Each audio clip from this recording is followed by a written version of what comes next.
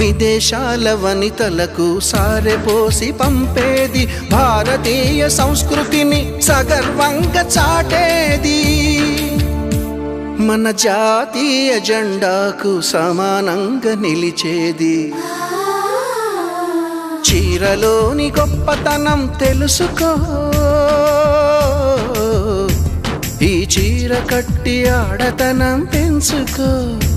సింగారమనే దారంతో చేసింది చీర, ఆనందమనే రంగులనే అద్దింది చీర, మమకారమనే మక్కంపై నేసింది చీర. చీరలోని